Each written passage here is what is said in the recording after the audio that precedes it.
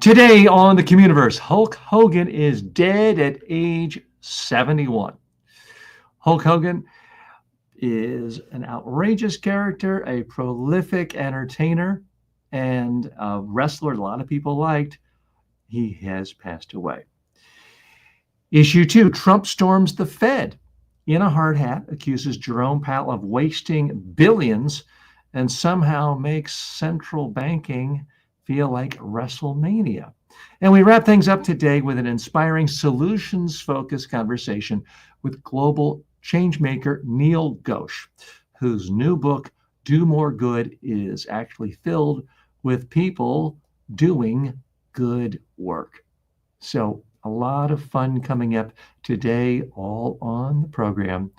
Get ready for this and more on the COMMUNIVERSE. Hello and welcome. I'm TJ Walker. This is the COMMUNIVERSE. This is the show where we do a deep dive into top business stories, technology stories, and culture stories and analyze it all through the lens of communication skills. So as I mentioned to you, we're going to be taking a look at Hulk Hogan, Trump attacking Fed renovations, and Neil Ghosh, his latest book, all that and more. But first, let's look at what's going on with Hulk Hogan. He has passed away, and let's go through some of his highlights of his career, because he did have a fascinating career. His real name was Terry Bolla. He died Thursday in Clearwater, Florida, after suffering cardiac arrest. He was 71 years old. As a wrestling icon, he helped turn the WWE into a global spectacle. He headlined the first WrestleMania. He feuded with Macho Man. He tag teamed with Mr. T and even slammed Andre the Giant, who weighed 500 pounds. But his legacy includes more than the 25-inch pythons, his arms, and mine are not 25 inches, by the way. And he's known for ripping his T-shirts. There were scandals, racial slurs, lawsuits, a leaked sex tape, and most recently a bizarre turn as a MAGA hype man. He even tried launching an unscripted wrestling league. Still, Hulk Hogan was a pioneer of performance communication, proving the line between truth and spectacle is paper thin. So why do I find him so interesting, and what's the relevance, frankly, for you and for me? So he was a big guy, 6'8", 300 pounds. He was a good wrestler, but here's the caveat. On many occasions, when people in the wrestling community were asked to rank most overrated wrestler, Hulk Hogan's name came up.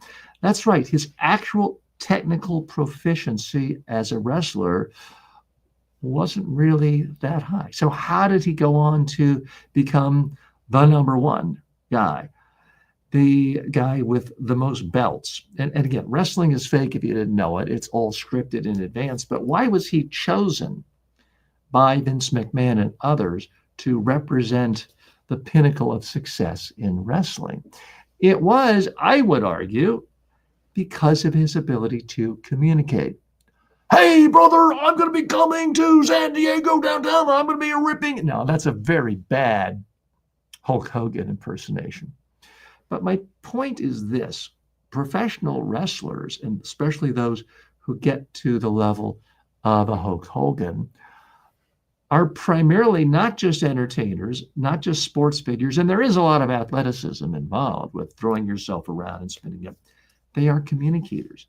It is a type of public speaking, because for every minute Hulk Hogan was in the ring, he was spending probably an hour in front of a microphone, being interviewed, being on set, promoting on other talk shows. He went on everything from the CBS morning show to the 700 Club. Promotion, promotion, promotion. Now, it is true, he went into a character of the Hulk rather than the guy, the father, the dad, the neighbor of Terry Bolla. But he was a character. He played a character, and he had to do it not just in the ring, but in front of microphones. And so to me, it's fascinating because it's yet a perfect example of how, if you merge one talent, wrestling, maybe not even world class, but you merge one talent with another talent of being a great communicator, you put the two together, you have real synergy, and you can rise to the top. If you look at the CEO of any major corporation, quite often they're not the best technologist, they're not the best engineer, they're not really the best at anything, but they have a number of skills, plus they have the ability to communicate to investors, the media, vendors, stakeholders. That's essentially what Terry Bolla was, the Hulk. He was a master communicator. He had to communicate with fans. He had to communicate with the live audience, the TV audience, reporters interviewing him, the people playing the role of reporters in the wrestling world. He also had to talk to real reporters when traditional media interviewed him. And at some point, he actually had his own reality TV show, which I occasionally watched a while back, where he's in front of the reality TV cameras without being interviewed. What do all those things have in common? Speaking. Now, he developed his own style, his signature catchphrases, but ultimately it was about communication. So that's really my message to you. It's not that I want you to start ripping your shirt off and doing body blows to people. That's not it. But I do want you to think about how, whatever it is you do, whether you're an entertainer, whether you're an author, whether you're a consultant, whether you're a government official, whether you're a politician, how do you take your strengths in one area and communicate those strengths better than anyone else? That's what I think is the real secret for you. And that's what we're here for. Hi, I'm TJ Walker. This is the Communiverse, where we look at the top stories of the day, breaking news, as this has just happened in the last 24 hours, and analyze business, technology, and culture stories through the lens of communication skills, all with the goal of building your personal success. So that's what we're about right here today on the Communiverse. Now, coming up, we've got some interesting interviews, other top stories we'll be talking about in just a moment. But now we're going to go to issue 2, and it does involve, that's right, this guy, the guy on the far side, Jerome Powell, you might not be as familiar with. He is the chairman of the Federal Reserve. So it's Trump versus Powell regarding the Fed renovation. The war escalates between the two men. In a rare presidential visit to the Federal Reserve, President Trump clashed with Fed Chair Jerome Powell over the central bank's $2.5 billion renovation project. Trump claimed the cost has ballooned to $3.1 billion. Powell denied it, calling the number misleading. Now, hold on. In a moment, I'm going to show you the actual video clips. There's some real lessons to be learned from the on-camera appearance of these two men. The visit, with GOP allies and cameras in tow, amplified Trump's ongoing frustration with Jerome Powell over high interest rates. While he didn't fire Powell on the spot, legal experts say the spectacle may be a part of a broader campaign to undermine the Fed's independence. Well, that's stating things mildly, shall we say. Let's take a look at the video clip. I do want to show this because there's a number of lessons for you and for me to take away from this. So let me go ahead and show you the clip. We'll go ahead and go. We'll go full screen on the video clip and take a look here. They're side by side at. What's happening? You know, it's a tough construction job. They're building basements where they didn't. So again, in this spot right here, we have the president, Donald Trump, at a construction site at the Federal Reserve with Jerome Powell, who is somebody he appointed to the job initially in his first term. So let's take a look. Exist or expanding them, and a lot of very expensive work. There's no question. So you can see Trump obviously very comfortable in front of a camera.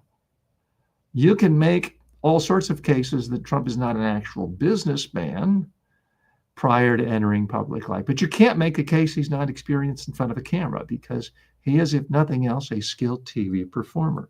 Question about it. It looks like it's about 3.1 billion. It went up a little bit or a lot.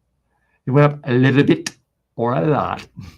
That's part of Trump's signature stick it to you. The way he goes, and a lot.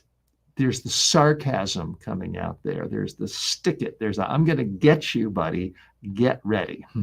And you can see that Chairman Powell does not look particularly happy to be here right now. Oh, very interesting what happened there. So Trump is making an allegation. He's saying the budget went up a little bit or a lot. Powell, I think, correctly did not interrupt the president right there, but he knew all the cameras are on. This is a tense-filled situation. You know, you're chairman of the Federal Reserve. You're standing next to the president of the United States. He's been begging you, doing everything he can to get you fired. It's a tense situation.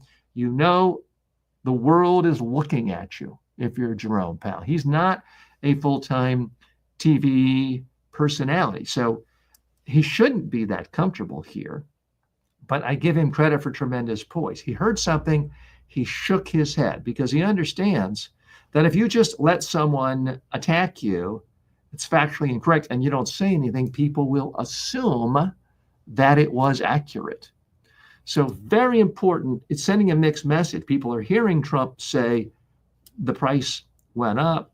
Powell's saying, no, it didn't. So if nothing else, anyone watching the two will at least be confused rather than automatically accepting Trump's allegations. This is something I train people to do when I'm doing debate preparation for politicians, for example. Your opponent is making allegations against you that are factually incorrect. Silently shake your head, and the cameras will go to you. They will show it, and they will show that this is not, in fact, a proven fact. Let's watch more. So the 2.7 is now 3.1. And I just love how the chairman of the Federal Reserve is looking at him like, you're just making stuff up. That's crazy talk. Now, this may seem obvious, but here's what happens to most people. When you're in a situation where there's tremendous pressure, you've got all kinds of TV cameras. Every TV network in the world is either there or they're taking a feed from there. It's extraordinarily easy to be scared. And when you're scared, you can't listen carefully. It's very easy to have almost an out-of-body experience. You can be kind of numb. So I have to give tremendous credit to Jerome Powell for having the wherewithal to be able to still listen. He's listening to what's being said. He's concentrating on what's being said, and that's allowing him to react. So he's looking at it and he's sending a clear-cut message without being rude that you don't know what you're talking about. And then the media summary, the journalism reporting on it did pick up on that, in fact. Let's look at the next exchange. I'm not aware of that. Yeah, he says, I'm not aware of that. At this point, he does articulate something verbally. I'm not aware of that. Trump was clearly prepared for this. He brought a document that he's about to show. So you can see the confidence in Trump's face. Well, I'm going to show this guy. I'm going to put the facts right in front of it. Let's see how it goes. Came out. Yeah, I haven't heard that from anybody at the Fed. So again, Powell's stating, I haven't heard that from anybody, that there's been these massive cost increases. It just came out. Arno said it about 3.1 as well. So now Trump is getting corroboration from an ally. I believe it's Senator Tim Scott right next to him. And Powell, again, he came prepared. He brought his reading glasses. So he's not saying, well, I don't have my glasses. He's not acting embarrassed. He takes the time to pull out his glasses. He's going to look at the document. 3.1. 3.2. This came from us. Yes. I don't know who does that. So he's taking his time. Again, I have to stress, this is a tension-filled moment. The guy who gave you the job, which Trump did to Jerome Powell, who's trying to get you fired, is trying to humiliate you and embarrass you in front of the whole world on live, not national TV, international TV. And Powell, I give him credit, is taking the time to actually read, think, and process information. This is extraordinarily difficult for most people to do because you're feeling such tension and pressure, thinking, how do I get out of this? And Powell is showing he has tremendous composure. You're including the Martin renovation. You just added.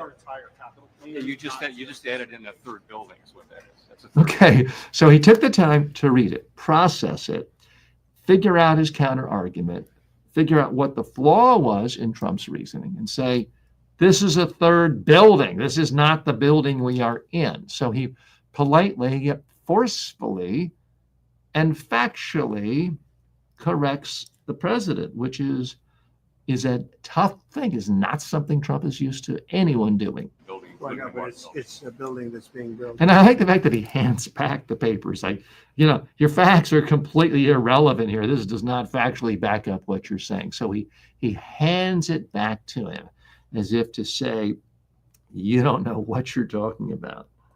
No, it was built 5 years ago. We finished Martin. So he knew his fact. That building, you just gave me a paper talking about what a building cost. It was built 5 years ago, thus deflating Trump's argument completely about cost overruns for a current building. And he seemed to do it factually. He didn't say you're an idiot or a fool, although that was the clear implication. 5 years ago. It's part of the overall work. But it's So, not new. So we're going to take. I love this, but Trump is trying to reposition. Well, it's part of the overall thing. And Powell's like, no, it's not. Didn't yell, wasn't rude, but he is fact-checking Trump in real time, which is not something most people who work in the federal government do, or foreign heads of state, or journalists do, for that matter. We're going to see what's happening, and it's got a long way. Do you expect any more additional cost overruns? Don't expect them. We're ready for them, but we have a little bit of a reserve that we may use, but no, we don't. Because it looks like So again, answering questions feels comfortable. Now they've taken their hard hats off. it's got a long way to go. Yes, sir. So Are there things the chairman can say to you today that would make you back off some of the earlier criticism? well, I'd love him to lower interest rates. Okay, so this is interesting because here Trump seems like the affable guy, and he's sort of laughing. He's sort of, he pats him on the back, gives him a little bump on the back. And this is Trump as sort of the entertainer and as the showman who's sort of in on the gag. But it does totally deflate his argument, because his argument is, wow, Powell's going crazy, wasting all this money on the building. And then at the end, it's like, well, all I really care about is I want him to reduce interest rates. And here's the thing. No serious economist on any part of the spectrum really believes that politicians in office should tell the head of the Federal Reserve when to lower interest rates, because every politician of any party is always thinking about what's the next election, 6 months from now, 18 months from now. They always want interest rates lower short term because it doesn't typically generate sky-high inflation until after the next election. So they have short-term thinking. The whole beauty of the Fed, of any Federal Reserve Bank for any nation, is the idea that there is independence, that it's not just giving politicians the ability to pour more punch in the punch bowl and not worry about long-term consequences. So in this exchange, I have to say, Jerome Powell did extraordinarily well. He got a lot of good press, deservedly so, for fact-checking Donald Trump in real time, Most people in public life, whether they are journalists, talk show hosts, senators, heads of state, prime ministers, are afraid to do that. Well done, Jerome Powell. Back in a moment after these commercial messages. Imagine having a communication coach who never sleeps. Meet your new secret weapon, the TJ Walker AI clone. Go to tjwalker.ai and start getting custom coaching 24/7. No scheduling, no hourly fees. I've trained presidents, prime ministers, and Fortune 500 CEOs. But the same exact communication I've delivered to world leaders is now available to you online, anytime at MediaTrainingWorldwide.com. Whether you're speaking on camera, pitching a client, or handling a crisis, you need these tools. These aren't fluffy motivational videos. They're practical, battle-tested techniques to help you speak clearly, competently, and persuasively. Go to MediaTrainingWorldwide.com and take your communication to the next level. Got feedback or a question for me? I actually read them, and if you send one, I'll send you a free mini course as a thank you. Just head to tjwalker.com/feedback. Ever wish you could just ask me your question live? Now you can. Every week I go live with members only. On YouTube, it's called TJ Live. I review pitches, fix presentations, and answer your questions on the spot. It's interactive, personal, and hands-on. If you want real-time coaching in a small group setting, go to tjwalker.com/live and become a member. This isn't passive content. It's a two-way conversation. Want to make sure we stay connected even if YouTube deletes me again? Join my newsletter at substack.com/@TJWalkerSuccess. It's free, fast, and packed with exclusive insights. Okay, don't go anywhere. We've got a lot of fun coming up. I had a fascinating interview with Neil Ghosh, and you're going to want to see this. So do not go anywhere. A lot of fun coming up in just a moment. We will see it.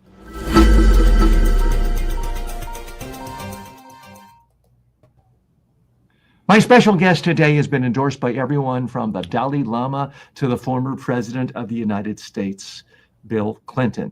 He has written books on how to really look at the best aspects of people. We live in a world where everything is so negative and nasty and exposés and canceling people. His newest book is called Do More Good. He is an excellent communicator and actually is the author of the Building Bridge column on Pathos. You've seen him all over the place, CNN, Washington Post, and now you see him here on COMMUNIVERSE. We're very happy to welcome Neil Ghosh. Neil, thanks for joining us today. It's a pleasure. I enjoyed your show. Thank you. Thank you, TJ, for inviting me. Thanks. And we're going to be talking a lot about your latest book, Do More Good, Inspiring Lessons from Extraordinary People. But first, I do want to dive into a topic that's near and dear to my heart of how do people actually build bridges with family members, friends, neighbors?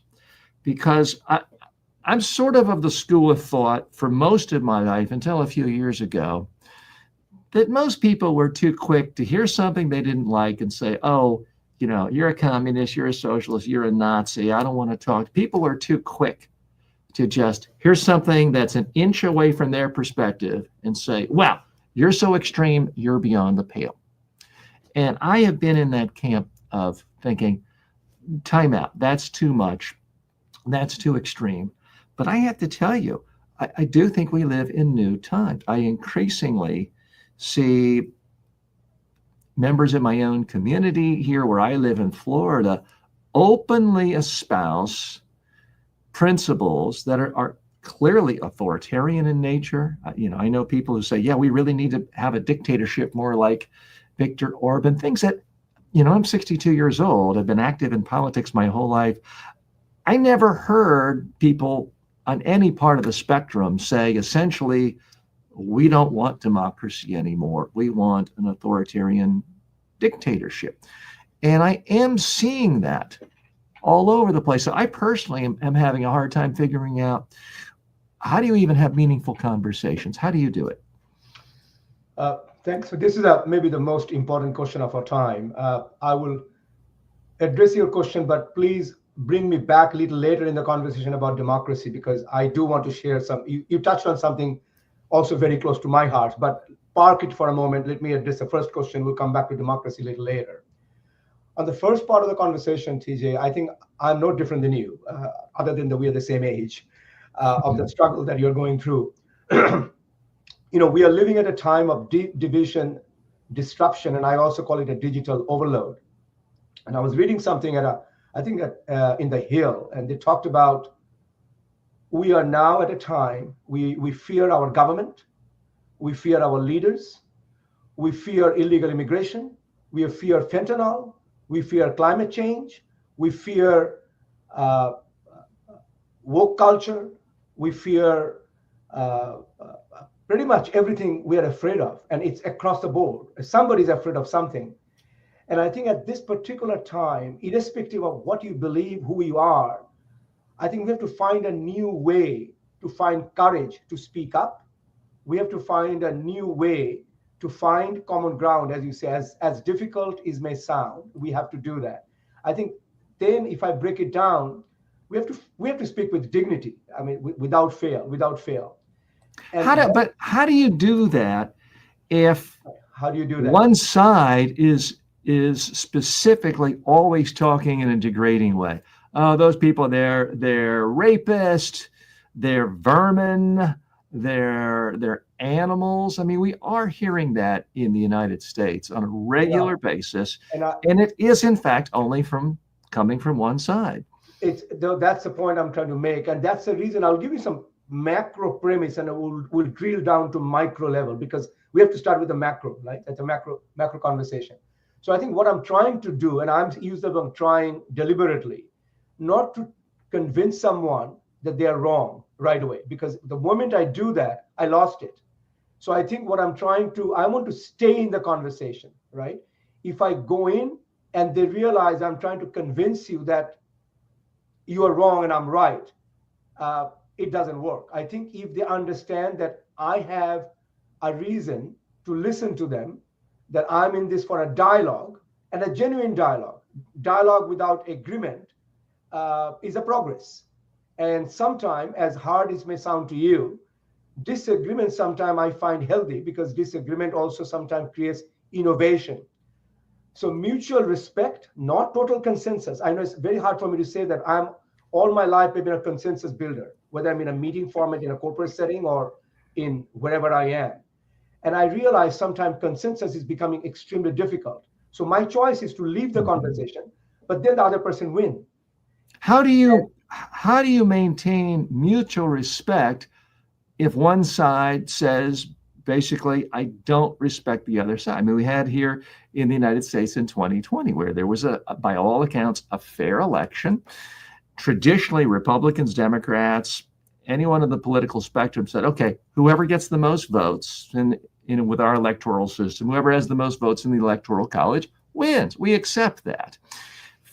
For the first time ever, we really had one side saying, nope, we don't accept that. Votes only count if they show we won. If votes show someone else's voice, someone else's part of the dialogue won the debate, we're simply going to say, no, that was fraudulent, that was fake news, and let's use violent means to overturn that. So how do you talk to someone about that who simply refuses to acknowledge that that's a radical departure of norms in the United States? It is a radical that I'm not going to say it's easy. I'll give you a couple of very specific examples, because sometimes example matters. When the young lady was killed in Charlottesville, Heather Heyer, you may or may not remember, there was this rally in Charlottesville of a neo-Nazi group, and the car smashed her, and she died in Charlottesville, Virginia. I'm not a journalist. I never claimed to be. I'm just a regular guy like you are. I think thoughts and I write. That's pretty much how I define myself. I'm not even a historian. But I went there because I couldn't accept sitting at home and not do anything. So I went to Charlottesville. This is the day after Heather was killed. And what I started doing, I would just started talking to anyone on the street. I talked to some elderly people who I knew have a very different view than I have. What I was asking them is this one question, because they know this young girl died. There's no question about it. Nobody debated it. So what I was asking, and you could see the tension and it's in the air because there was a rally and the protest rally and violence happened. So what I was asking, what would you do if you are the president of the United States tomorrow? I asked this question to a young girl who was walking with her mother. I asked this question to two elderly gentlemen sitting next to a police station. And I had a piece of paper, I was writing their answer down. And the reason I'm giving this example, I didn't want to take a side as much as I thought it was wrong what happened. But if I have taken a side, I will not, none of them will open up. So I asked a simple question because they all were sad that the person, we lost a life. Nobody enjoys losing a life, other than the horrific feeling that her mother, which I spoke recently. But teacher, what happened was because the way I structured the question without coming from a position of right or wrong, even that couple of gentlemen who had a very different view than I did, they open up what they don't like about the current system, right? I think it gives me a perspective. I know it's hard for me to say this, and sometimes it's very difficult, but I did it because if I haven't done it, if I've gone to a position, this one crowd will not even open up to me. They will not say anything. They will know where I stand, and that's the end of the conversation. So I am really trying to hone this point. I'll give you one more story just to make, not exactly same, but I think it's a story to think about. It was 2016, since you talked about politics. I don't talk about politics a lot in my book. As you know, I have characters from John McCain, and I believe there are, one of the things I say, and I know there is a pushback on that empathy is not a blue state value or a green state value, or a red state value, sorry, or not a purple state value. It's an American value. I have written it 10 years ago, and the article name was The Secret of America's Success. But we'll come to that later. Coming back to your question, in 2016, Washington Post journalist, where there was at a rally of that time candidate Trump, and there was an elderly couple who attended the rally, and journalist asked something, why are you here? And TJ, please, it's 2016, so I'm paraphrasing. I'm not exactly sure the exact conversation. Mm-hmm. And the lady said, well, I like what Mr. Trump is saying. He's a businessman, but I'm also here for another reason. And the journalist said, why? Well, I'm buying a bread all my life from this store. All my life, I buy a bread. And all of a sudden, I go there, and they don't speak English anymore. Now, TJ, we have a choice. I can immediately label her as a racist, but I don't do that. Because my question is, maybe she's afraid. We talked about fear as we started the conversation. She's afraid of the unknown.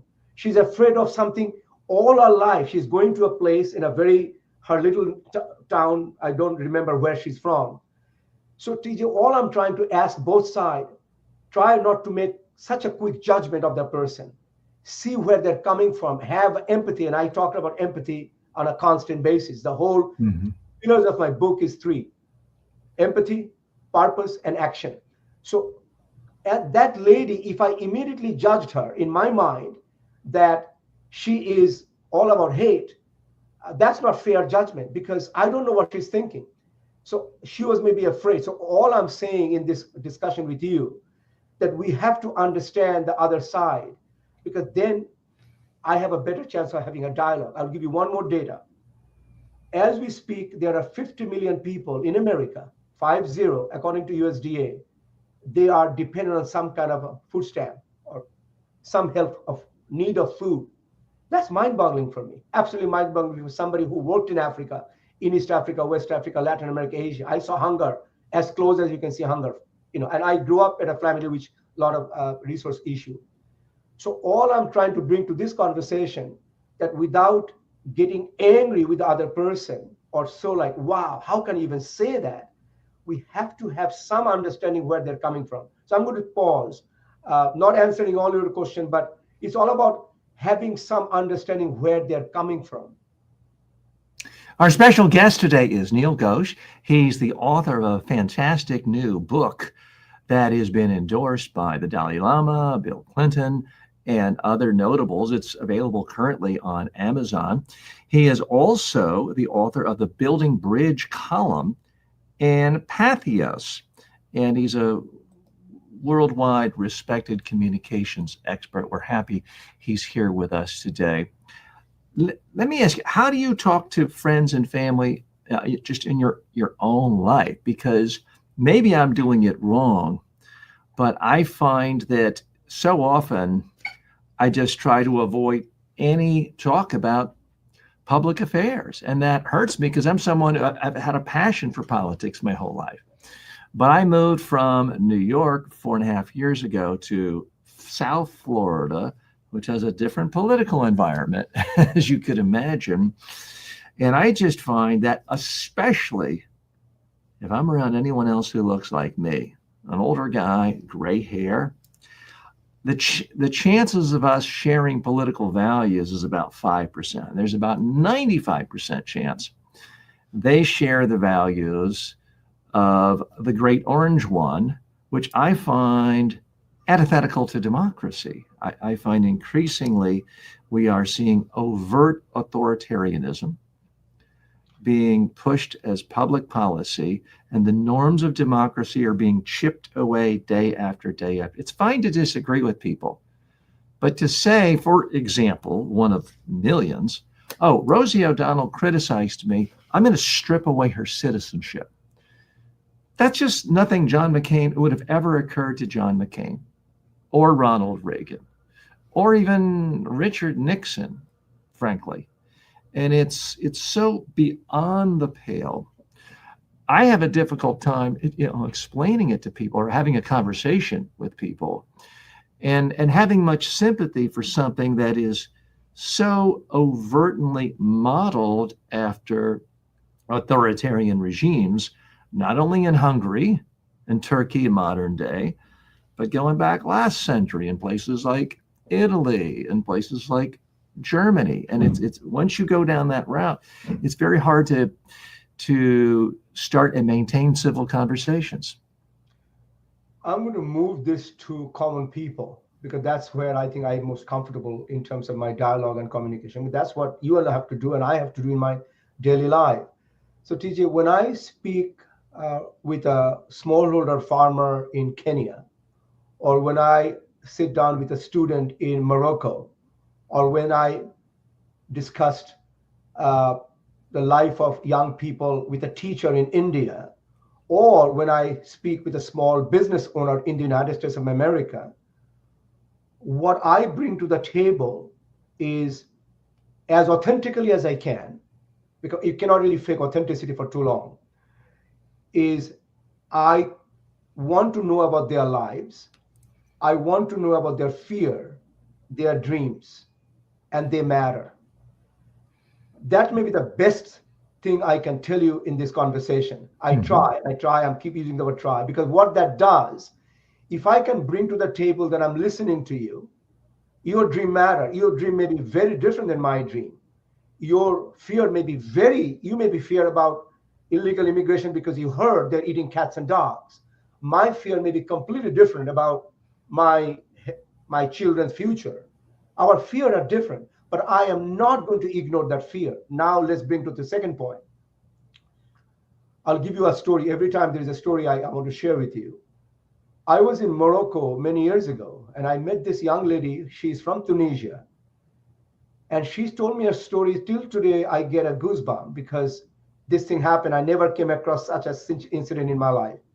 She was sharing a story because she used to get this on her mobile phone video clip of trying to recruit her as in the terrorist group.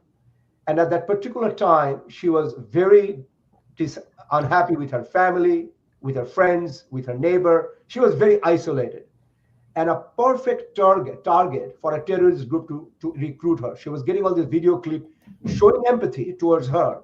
And she was inch away from joining a terrorist group, inch away. And then somebody like TJ showed up in her life. Well, I don't know whoever showed up. There's a person that showed up in her life. And it was like a fork. She could have gone that way, but she went the other way. And of course, that's the reason I met her in Morocco. She came to speak there. That story, I stayed in touch for some time and she got married and I lost her touch. But that story reminded me that how easy for misinformation to get a vulnerable population on their side, because you're feeding them whatever you're feeding them. And most of us are vulnerable. So that's a story I share with you. And then what do we do about it? So I actually recently wrote another piece at, I think at Patheos, I called 5 ways to spot misinformation, because that is the best thing I can do. And I give examples of website, ask the expert, learn to libraries before you believe in something, before you share the information with your friends and neighbor, check it out. And there are actually some legitimate site now that you and I can check. So I'm encouraging people, please don't share, check the information out. I talked about check the source, read beyond the headline, check your own bias. We all want to believe something we already believe. So if somebody we guess, we say, oh, this Confirmation bias is one of the most powerful forces working in the world today. So I am really, in my role, and also I think similar to you, because I'm just hearing about you and I can see the frustration and sadness. I have a deep sadness in my heart. Unlike you, I was not born here. I came here when I was 22 years old, and I deeply love my country. So another thing I will share with you, TJ, I think it's important for your audience to understand. When people see you and me are walking in the street, they will see, a white guy and they will see a brown guy. You might come from a different religion than I come from. You're born in the United States. I was born in India. But right after that, if they dig a little deeper, they will know that you love your family. I love my family. You love your neighbor. I love my neighbor. You love your country. I love my country. And chances are, in my own way and your own way, we will defend and protect our country we love very dearly. So the answer is, unity does not require uniformity. Unity does not require uniformity. And I know it's going to take some time, just like anything takes time. Democracy is messy. Coming back to democracy is slow. Democracy is imperfect. But for TJ and Neil, this is the only form of government that we have a voice. We're having this conversation. Well, but that brings up a big question is, can a democracy survive when one faction, it only takes one faction, says we don't agree with democracy anymore. Democracy is good just for our election, and then we don't need them anymore, because that is essentially what happened in Turkey, in Hungary, last century, in Italy, and in Germany. I mean, that's how right-wing authoritarian leaders take power. Democracy is good only the first time when they get in, and then they abolish it in part by doing exactly the opposite of what you said. They say these people over here who have a different religion than yours, they're not really good people. They don't love our country. They are trying to destroy the country from within.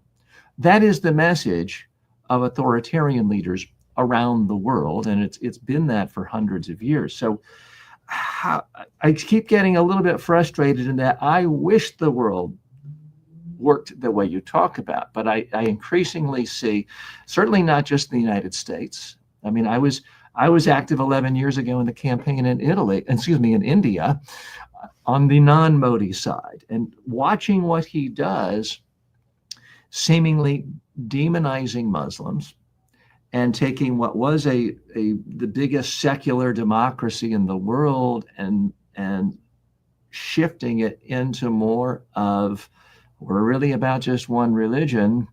It seems like there's a lot of problems there too. It certainly seems like he's not spreading the message of, hey, our Muslim brothers and sisters love our country and love our community as much as you do. And that's maybe the more of a reason that I talk a lot about engaged citizenship. And let me elaborate on that, TJ, because getting frustrated and angry, I have choice. I can live reactively or I can live proactively. I refuse to live and die on a reactive mode. So I'm in a proactive mode. So what do I do with my proactive nature? I talk about engaged citizenship. And when I say engaged citizenship, it's not about voting. Yes, it is about voting 100%, but it's more than that. It's about, just like what you're doing, everybody have a different way. Speak up, write, join organization. I was hearing a comment by, I'm sure you know him, Yuval Noah Harari. His latest book is Nexus. Mhm. Yes. And I'm a big follower of Harari. Full transparency there. And I enjoy all of his books as well. oh my goodness. So, and I'm coming back to, I can see where you're coming from. I'm coming back to again, on this kind of similar point, that what do we do? The answer is not what happened, but what do we do? And one of the comment Harari made in the interview, excuse me, sometime when you see things, this is such big, so enormous for one individual to tackle, you have to join an organization, whatever the organization might be, because it's very difficult for one person to make a dent in humongous issue. So on my side, I talk about engaged citizenship. I can define it. I actually came up with a model. I call it GEMS, GEMSS. G stands for getting involved. E stands for empower, monitor, mentor other people. M stands for micro philanthropy. S stands for showing up. And the last S is start small. Start small, do something. Coming back to Harari's comment, join an organization. And TJ, that is the reason I deliberately, I know he talked about the book. I spent almost 6 months. After each chapter, there are a list of organizations that you can join, whether you care about child trafficking or you care about climate change, you care about press freedom, whatever your passion may be. I have deliberately listed vetted organization. I didn't want to write a book about just feel good and put it back on the shelf. The book is all about action. So whoever is reading it, they can find one of these organizations. It's not a comprehensive list, but I did my best to come up with as many as I could, so that at least if people can take action. So I'm all about doing something, whatever it is. Whatever it is. I'll give you one more The example. book is Do More Good, and it's by our guest today, Neil Ghosh, Inspiring Lessons from Extraordinary People. Go into a little more detail on some of the people you profile in the book and what lessons you think they teach for the rest of us.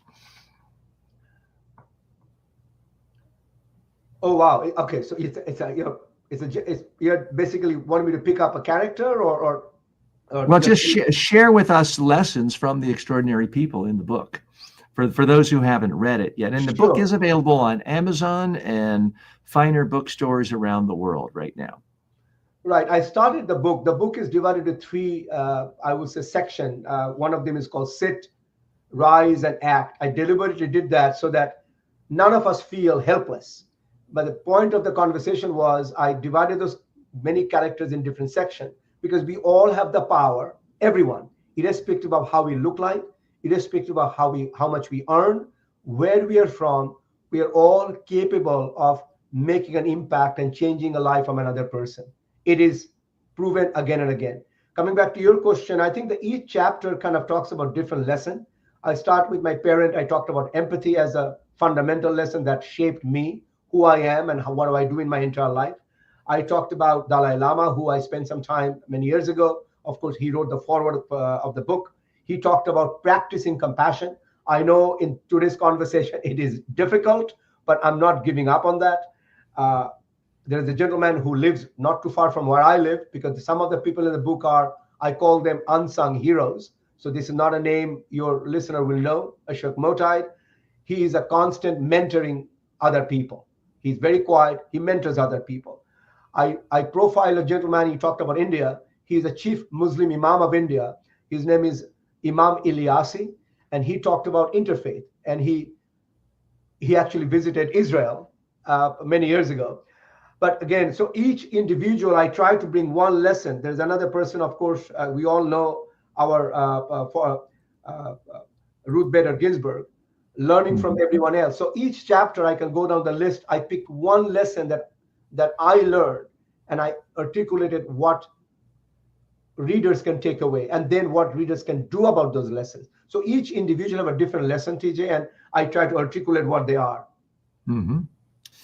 Great. Well, sounds like an absolutely fascinating read, and I would urge our viewers and listeners to check out that book. And you can go ahead and get a free chapter of it right on Amazon to test it out, see if you like it.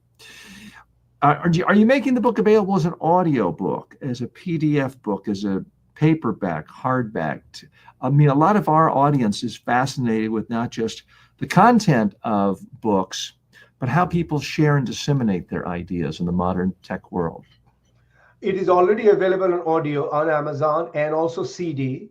All form is available. What I'm also doing is coming up with one of the model I talked about, gems. I'm coming up with a few other that I'm going to give away free for readers, so that how can they take some specific action in their life, given the actually you encourage me to do more on that area, that what can be done specifically.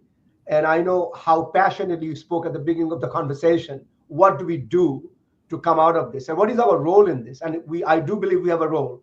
You have a role which you are doing through your podcast.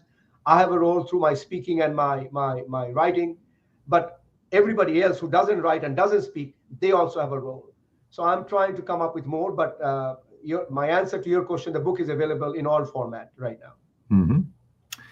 And our guest is Neil Ghosh, well-known public intellectual, spending time with us today about how to communicate in tough situations. Let me toss you right into an unpleasant situation. Let's say you're at a dinner party in New Delhi. You're at some fabulous house. There are titans of industry. There are billionaires there. Some of them are supporters of the current prime minister of India, and some of them are just outwardly saying, I think what this guy's doing is great. We need to pack up all these Muslims and send them off to Pakistan. We don't want them in our country. I'm assuming you don't believe that, but do you bite your lip? Do you ask questions?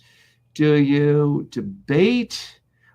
What do you do in a situation like that? Because I feel like I'm often in analogous situations. I can see that. I will do my best. This is not, but I know it's also a practical question that we often face. Yes. I would say, obviously, not saying is not a position I will take. First of all, that is, I know myself that for me to be quiet, and I can quote from Martin Luther King Jr.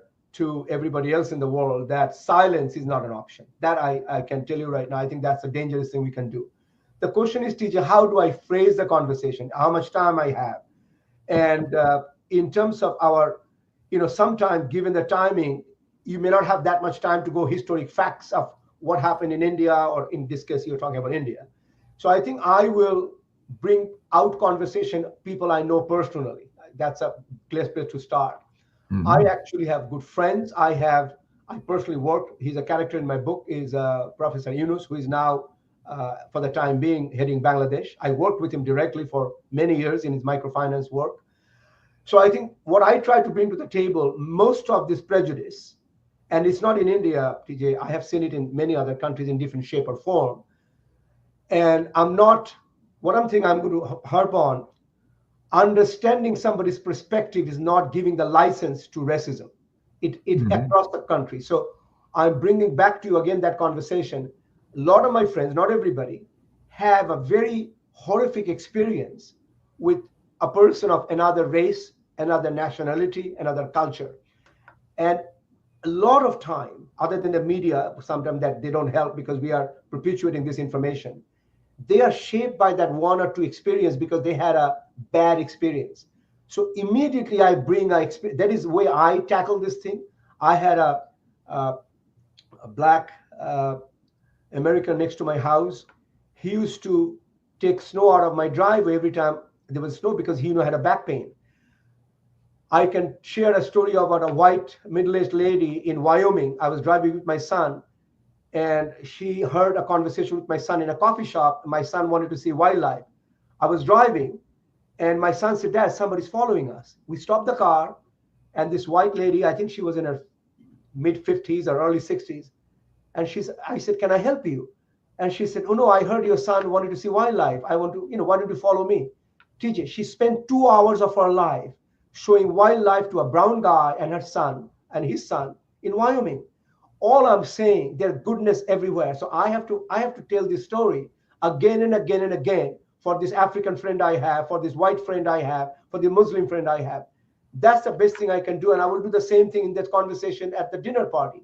because sometimes we have conversation about another person who is not there, and a race and a religion, and we have a tendency to generalize. And I try on a constant basis to remember the stories, to repeat those stories. And I have a choice. I also was thrown eggs in New Orleans because of my color of my skin. So I made a choice. Do I share the story of the eggs that was thrown at me, or I share the story about this beautiful white lady in Wyoming, or the African security guard in Louisville, Kentucky? So we have to tell stories after stories. Well, Neil, I applaud you for speaking out, sharing your positive message, sharing your uplifting message. A part of speaking out, though, is generally an assumption of living in a liberal democracy where there's freedom of speech and there's a competition of ideas. There's a marketplace of ideas. And that's worked pretty well in the United States and other liberal democracies for hundreds of years. But it's under attack right now. I have a lot of sympathy for a lot of Republicans these days, the Mitt Romneys of the world, the Senator Tom Tillises of the world, the Congresswoman Liz Cheneys. But what do they all have in common? They left public life because it wasn't that people in their own party disagreed with them. That's not what drove them out of public life. What drove them out of public life is being inundated every single day with death threats. That's new. Now, someone like Mitt Romney can say, look, I'm a rich guy. I'm worth $500 million. I'll just spend $5,000 a day on private security. But we're seeing again and again and again, any Republican who dares cross Trump is criticized in a tweet or a Truth Social mention. And then that person finds people showing up at their kids' elementary school saying, we know where you live, we're going to get you. That's too much to ask of a lot of people. So a lot of people are saying, I can't take it anymore. I might want to help save our democracy, but my spouse and my kids didn't sign up for this. So they are retreating from public life. That's a new phenomenon in the United States. And it's extraordinarily troubling. And I don't know where you draw the line. If someone writes in the comment section today, DJ, you're bold and ugly and stupid. Okay, that doesn't bother me. But if people start commenting, I know where you live and I know where your family members go to school and I'm going to be there and you better watch out, that gets a lot more troubling. Especially if I'm not as rich as Mitt Romney, and I'm not, and can't afford private security. So to me, that's eroding the very concept of being able to speak out in a free society. And as much as I feel like you and I are probably on the same page on a lot of policy and ideology, and I like the fact that the Dalai Lama has endorsed you and that Bill Clinton has, and full disclosure, I've done media training for members of the Clinton family. So there's a lot of respect there. But are you getting endorsements from MAGA people and people in the Trump administration? Because I don't see them even acknowledging the importance of a free flow exchange of ideas in our country anymore. As you have seen me a little bit now for 36 minutes, I'm trying to find how do we bring people together. That's what I am. Mm-hmm. Everything I say must be very specific, otherwise become a generic conversation. So what I have done, TJ, in the last 3 months or so, I didn't know these guys. I found 5 organizations that 3 of them I already joined, and I'm supporting them as much as I can. They are, and I will slowly say this, they are trying their best to bring this country together. I will name them for you. And everybody have a different method. I joined an organization called Listen First. I joined an organization called Braver Angels. I joined an organization called Us United. I just had a dinner with the CEO and the co-founder. And he is traveling with a crew across America, red state and blue states, in deep down, and having conversation with regular people. And they're doing a documentary. He just interviewed me this Monday, actually. So why I share this with you? Because I am bringing back this conversation again where you and I can have an impact. So I have chosen a path. I call this unity movement. There are others. They're doing continuous data collection. Everybody have a different method. For us, United, they are forming a network of police sheriff, which is a powerful model. I like the model. I actually mentioned their name to Clinton Global Initiative and others. Maybe they should do a session like this. So each of them have a different way of bringing this country together. It's not a switch I can go and flip tomorrow. So my journey, TJ, is very clear.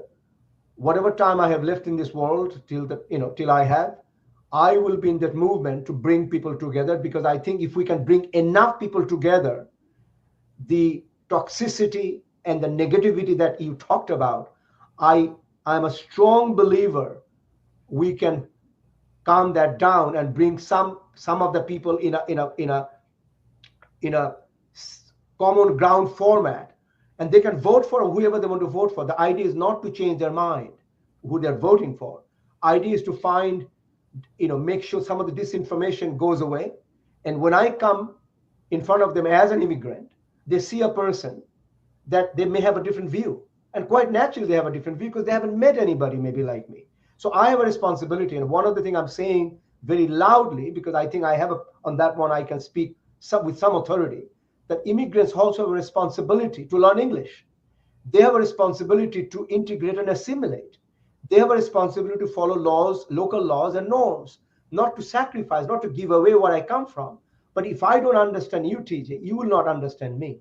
So I am really in this journey to make that happen, and I'm joining this organization so that as a group, as a team, as a community, we are successful. Mm-hmm.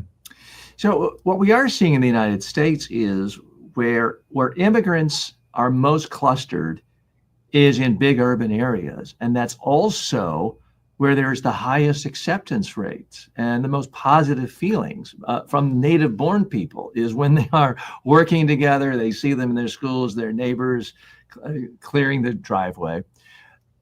The areas of the United States where people are most upset about immigration and illegal immigration are rural areas where, for the most part, there aren't any immigrants and they don't have any personal connections with them. And unfortunately, with the Electoral College, those voters have the biggest impact on elections because they have their vote has disproportionate power. How do we solve that problem when the very people swinging elections don't know any immigrants, but they're having leaders gin up hatred of, these people are destroying your livelihood, they're taking your jobs, and I'm going to kick them out and build walls?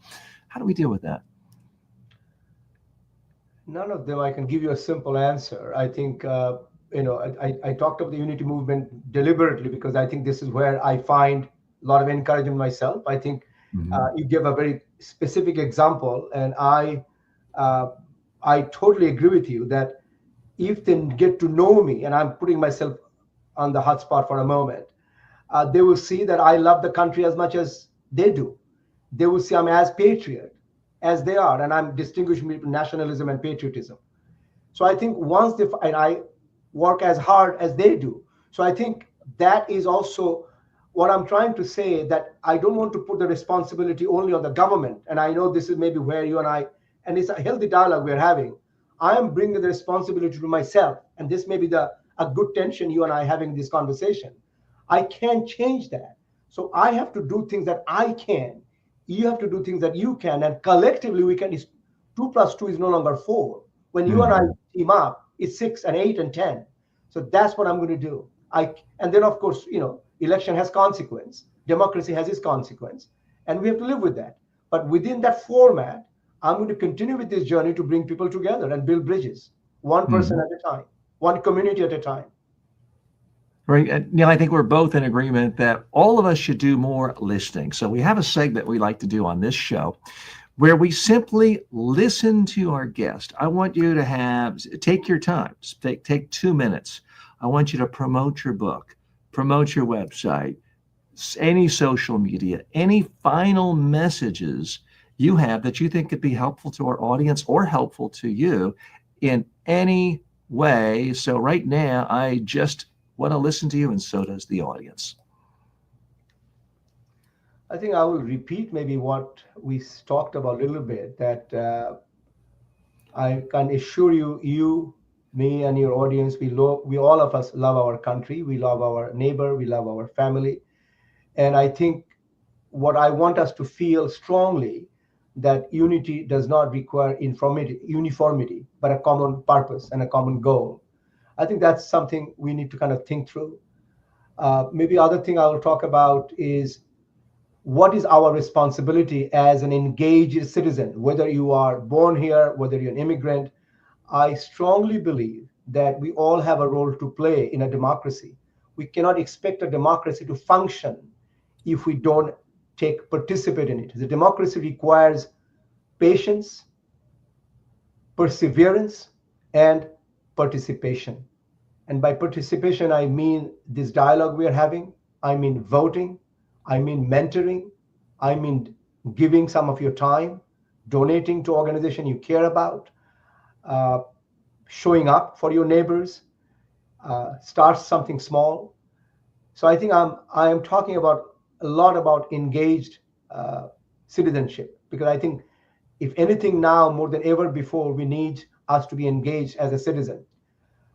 I think that's the best thing I can tell, TJ, to you and all your listener. And in terms of the book, you can always come to my website. It's really my name, neilghosh.org, neilghosh.org. You can write to me. I'm available. I try to respond as many messages I get. And I believe I was born optimist, and I believe that given, if you mentioned many countries as you're discussing with me, you mentioned countries in Eastern Europe, you mentioned countries in Asia. I can tell you right now, maybe that's the most important comment I can make.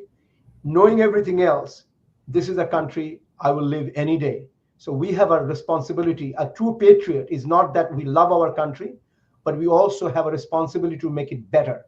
So I'm all about making it better and taking personal responsibility to make it better.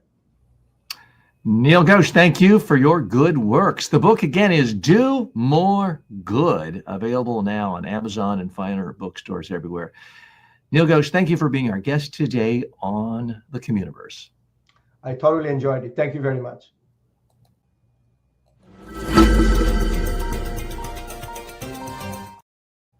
I'm TJ Walker. Thanks so much for joining me today. If you got any value out of this show, please leave a comment wherever you're watching this.